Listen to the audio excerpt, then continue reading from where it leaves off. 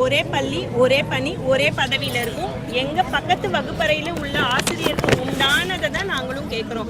சம வேலைக்கு சம ஊதியம் கொடுங்க. இவங்க ஆட்சிக்கு வந்து 4.5 ஆண்டுகளாக மீண்டும் மீண்டும் ஏமாற்றப்பட்டு இன்னைக்கு நடு வீதியில வந்து நாங்க உட்கார்ந்து இருக்கிறதுக்கு முக்கியமான காரணம் இந்த அரசு தான்.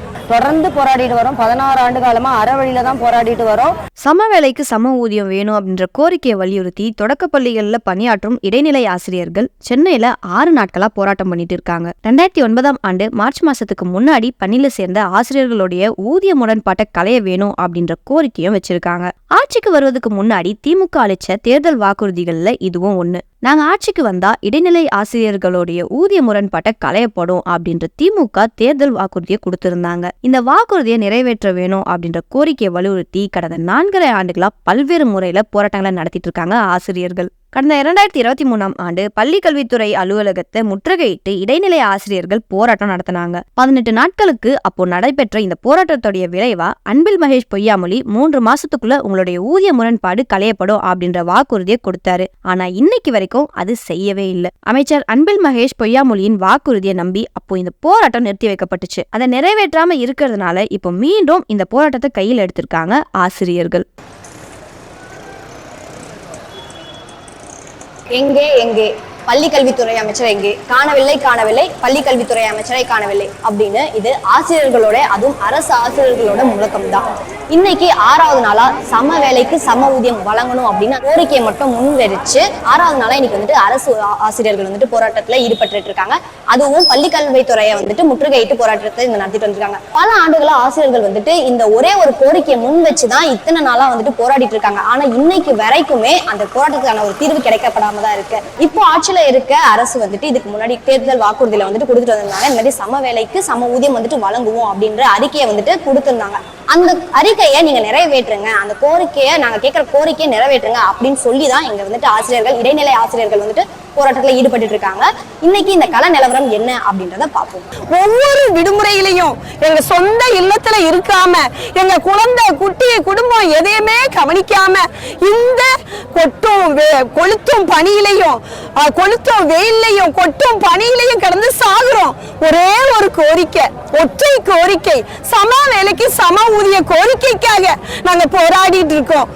எங்களுடைய முதல்வர் ஐயா கடந்த ஆட்சி காலத்துல எதிர்கட்சியா தலைவரா இருக்கும் போது வந்தாங்களே, 2 முறை வந்து எங்களோட இப்படி வந்து உட்கார்ந்து நான் இருக்கேன் நீங்க கலங்காதீங்கன்னு சொல்லி இப்படி கையை பிடிச்சி எங்களுக்கு ஒரு ஆறுதலா சொன்னாங்களே. இந்த போராட்ட காலத்துல இப்ப நீங்க 6வது நாளா வந்துட்டு போராடிட்டு வந்துட்டு இருந்தீங்க. இங்க வந்துட்டு நேரடியா உங்களை யாராச்சும் பார்த்தாங்களா, ஆதரவு தெரிவிச்சாங்களா? இல்லங்க, முதல்வர் ஐயா கொடுத்த அந்த தேர்தல் அறிக்கை 311 நிறைவேற்றுவாங்கன்னு தான் நாங்க 6வது நாளா கோஷம் போடுறோம். தெருவா எங்களை சுத்தி காவல்துறை வாகனத்தை ஏற்றி சுத்தி அலக்களிக்கிறாங்க. மதிய உணவு கூட சாப்பிடாம ஏராள ஆசிரியர்கள் மயக்கம் நிலையில இருக்கிறாங்க. காவல்துறை ஆணையர் அலுவலகத்துக்கு கூட்டு போனாங்க. உளவுத்துறையோட ஐஎஸ் அவர்களை பார்த்தோம். அவங்களோட விஷயத்தை கன்வே பண்ணிட்டு வந்திருக்கோம். நாங்க என்ன கேட்டு டிசி அவர் டெப்டி கமிஷனர் அவரை பார்த்துருக்கோம். அவர் நாங்கள் உங்களுக்கு இன்னும் சீக்கிரமாக கேட்டு சொல்கிறோம், பேசிட்டு சொல்கிறோம்னு சொல்லியிருக்கோம். இதுவரையிலும் இல்லை சார், எந்த ஒரு பேச்சுவார்த்தை இல்லை. நாங்கள் எங்களுடைய போராட்டத்தை இனிமேல் தீவிரப்படுத்த போகிறோம் சார். அவங்க காவல்துறையினர் தான் இதை பண்ணாங்க சார். காவல்துறையினர் தான் இதை சொல்லி கூட்டிகிட்டு போனாங்க. இப்போ இது மாதிரி மடைமாற்றம் செய்கிறதுக்கான ஒரு முயற்சியாக பார்க்குறோம்.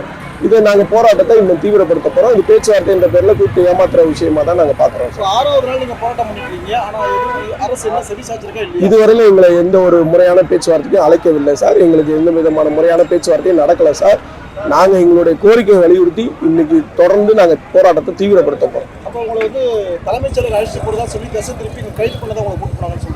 இருக்கலாம் சார், அவங்க அதுக்கான ஒரு திட்டமிடுதலாக கூட இருக்கலாம். நாங்கள் போராட்டத்தை தீவிரப்படுத்த போகிறோம். தமிழகம் முழுவதும் இந்த போராட்டம் நடக்க போகுது சார். புத்தாண்டு வந்து நாங்கள் ஒரு நல்லபடியாக இந்த அரசு முடிச்சு வைப்பாங்க, முதல்வர் முடிச்சு வைப்பாங்கன்னு நினைச்சிருந்தோம். ஆனால் இது அந்த மாதிரி அதுக்கான பாதையா தெரியல. இது கடுமையான நடவடிக்கையை காவல்துறையினர் எடுக்கணுன்ற முடிவில் தான் இதை பண்றாங்க. நிச்சயமாக போராட்டம் ஒட்டுமொத்தமாக தமிழகம் முழுவதும் இந்த போராட்டம் பரவ போது, எல்லா மாவட்ட தலைநகரங்களிலும் போராட்டம் பரவ போகுது. அவங்க அரசாணையோட வருவாங்கங்கிற நம்பிக்கையில தான் இந்த வெயிலையும் காத்துட்டு இருக்கிறோம். அரசாணையோட வந்தா நாங்க போவோம், இல்ல இன்னும் தொடர்ந்து இங்கேயே போராடி கொண்டிருப்போம். எத்தனை நாட்களானாலும் எங்க தலைவர்கள் சம வேலைக்கு சம ஊதிய அரசாணையோட வருவாங்க அப்படிங்கிற நம்பிக்கையில காத்திருக்கோம். அரசாணை தரும் வரை இந்த ஒற்றை கோரிக்கை வெல்லும் வரை நாங்க இங்கேயே காத்திருப்போம். அந்த ஆட்சியிலே நடக்கல. அந்த நேரம் நம்முடைய முதல்வர் வந்து எதிர்க்கட்சியா இருந்தாங்க. அவங்க 2 முறை நாங்க உண்ணாவிரத போராட்டத்துல இருக்கிறப்போ எங்களை கையை பிடிச்சி நாங்க ஆட்சிக்கு வந்தது முதல் கோரிக்கையை உங்களுடைய கோரிக்கையை நிறைவேற்றுறோம், நீங்க நியாயமா தான் கேட்குறீங்க, மத்திய அரசு ஊதியம் எல்லாம் நாங்க கேட்கல, சமமான ஊதியம் சரியான ஊதியத்தை தான் நாங்க கேட்கிறோம். இன்றைக்கு பேச்சுவார்த்தைன்னு காலையில கூட்டிட்டு போனாங்க. ஆனா இன்ன வரையிலும் எதுவும் பேச்சுவார்த்தை நடக்கல, அவங்களுக்கான நேரம் கிடைக்கல அப்படின்னு சொல்லியிருக்காங்க. நாங்கள் வந்து இந்த மாதிரி ரோட்டில் இருக்கோம். எங்களுக்கு வந்து பெண்களாக இருக்கிறதால இந்த மாதிரி போராட்டம் நடத்தும் போது எங்களுக்கு ரொம்ப சிரமம் அதிகமாக இருக்குது. எங்களால் வந்து உண்மையை சொல்லப்போனால் ஒரு இயற்கை உபாதைகளை கூட எங்களால் கழிக்க முடியாத சூழ்நிலை இருக்குது. மண்டபத்தில் அடைக்கிறாங்க, ஒவ்வொரு இதுலேயும் மண்டபத்தில் அடைக்கிறாங்க. அங்கே போதிய வசதிகள் இருக்க மாட்டேங்குது.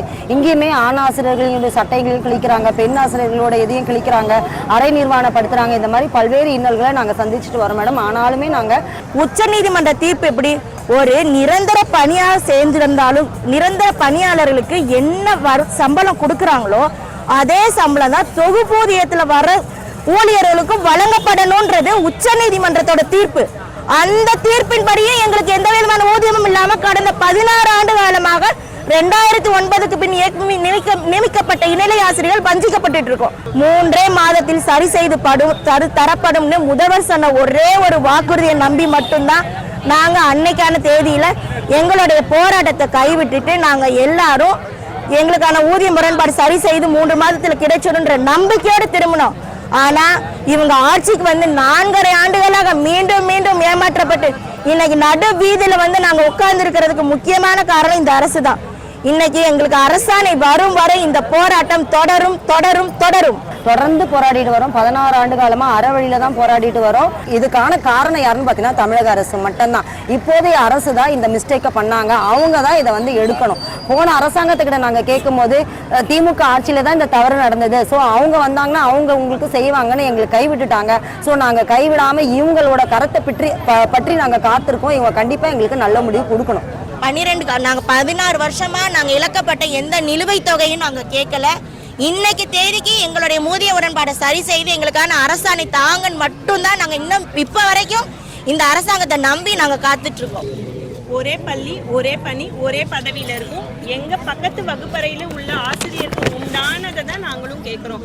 சம வேலைக்கு சம ஊதியம் கொடுங்க. இது ஒரு சமூக நீதி. சமூக நீதியை காக்க வேண்டியது இந்த அரசோட தலையாய கடமை.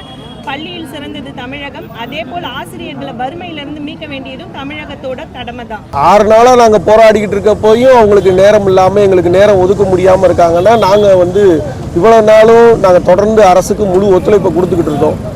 இனி வந்து எங்களை வந்து அவங்க கொண்டு கூட போடட்டும், அடிச்சு கூட போடட்டும், என்னமோ செய்யட்டும், எங்களுடைய ஒத்துழைப்பு இனி இருக்காது. நாங்கள் தொடர்ந்து போராட்ட களத்தில் நிற்க போகிறோம். இது போராட்டத்தை தீவிரப்படுத்துறதுக்கான முயற்சி தான். இது அசட்டை செய்கிறாங்க, அரசு வந்து இதை அசட்டை செய்கிறாங்க. எங்கள் போராட்டத்தை நாங்கள் இன்னும் தீவிரப்படுத்த போகிறோம். இதற்கு மேலே எங்களுக்கு வேறு வழியும் தெரியல. 6வது நாளா இப்போ டிபிஐயை முற்றுகையிட்டு போராடிட்டு வந்த ஆசிரியர்களை கைது செஞ்சுட்டு வந்துட்டு இருக்காங்க காவல்துறையினர். இவங்களுடைய போராட்டத்துக்காக பேச்சுவார்த்தை நடத்துறதுக்கு இவங்களோட தலைவர்கள் போன நிலையில திரும்பவும் இவங்க வந்துட்டு கைது செஞ்சுட்டு இருக்காங்க. இந்த கோரிக்கை, இவங்களோட கோரிக்கை நிறைவேற்றப்படுமா, இந்த போராட்டத்துக்கு ஒரு தீர்வு கிடைக்குமா அப்படின்றத பொறுத்திருந்து பார்க்கலாம்.